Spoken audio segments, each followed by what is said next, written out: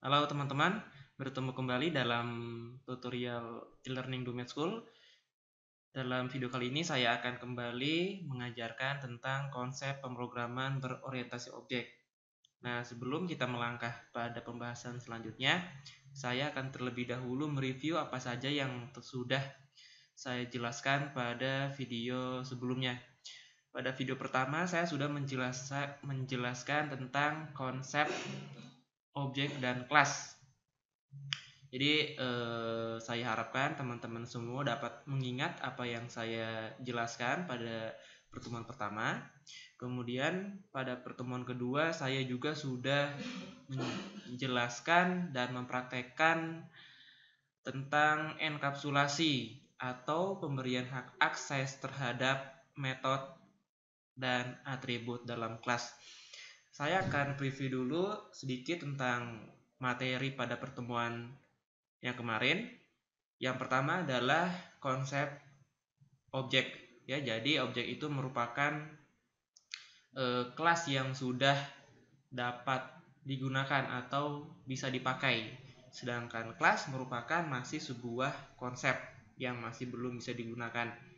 Dalam kelas itu terdapat beberapa bagian atau komponen. Yang pertama adalah atribut, ya.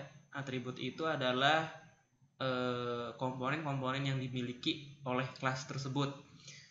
Misalnya seperti kelas mata, ya.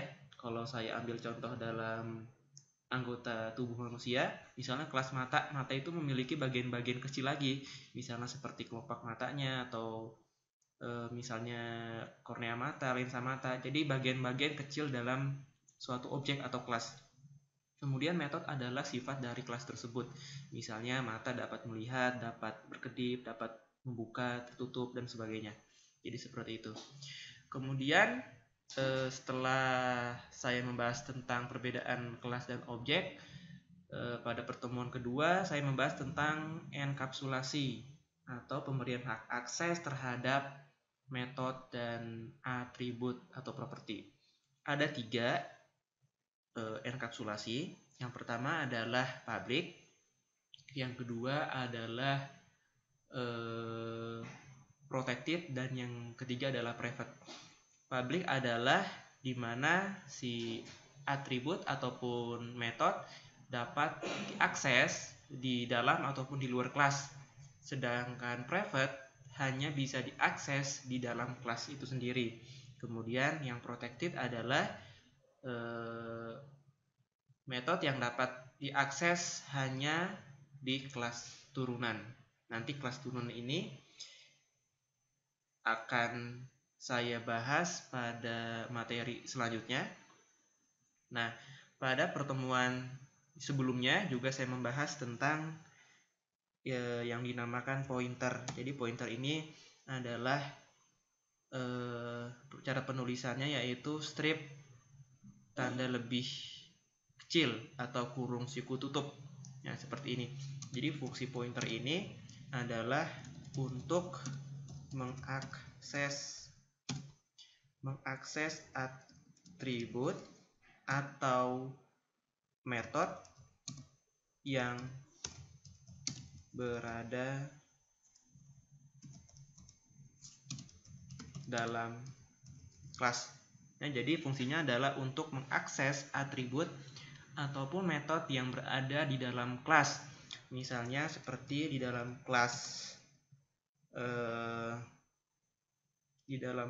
mobil ada atribut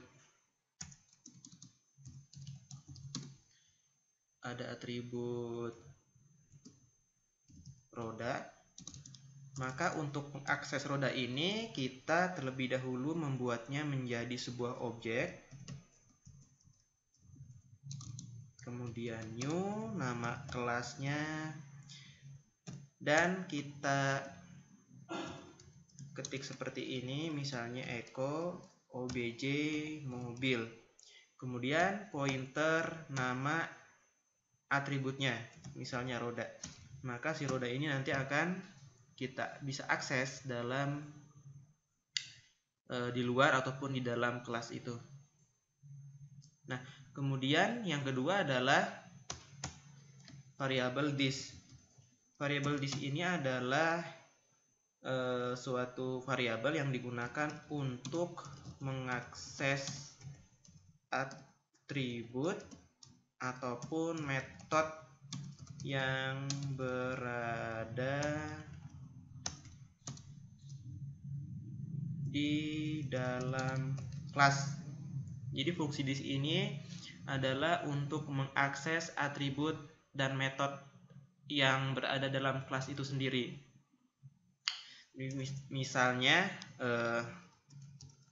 kelas komputer ini memiliki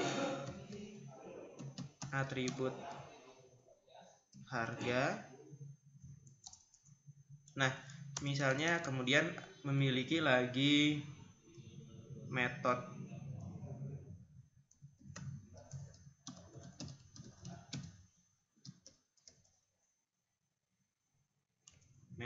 seperti ini, cetak. Nah, maka untuk mengakses atribut ini kita menggunakan variabel this, kemudian pointer harga. Jadi seperti ini. Untuk mengakses atribut yang berada dalam kelas yang sama. Seperti ini. Oke. Kemarin juga saya membuat keyword var. Jadi seperti ini, keyword var kemudian harga.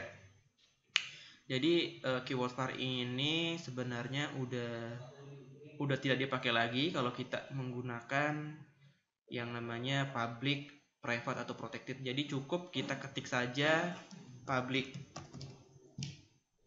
Di public harga. Jadi tidak usah lagi menggunakan keyword var. Seperti ini. Secara default kalau kita tidak menggunakan public, tidak menggunakan enkapsulasi seperti public, private ataupun protected, secara default dia jatuhnya adalah di public. Misalnya seperti ini, function cetak, defaultnya tetap public. Jadi penulisan yang benar adalah seperti ini, public harga dan public function cetak. Oke, jadi itu preview dari penjelasan saya pada pertemuan sebelumnya. Pada pertemuan berikutnya saya akan mengajarkan tentang metode statik, ya, tentang metode statik. Jadi sampai bertemu lagi dalam video selanjutnya. Selamat belajar dan tetap semangat.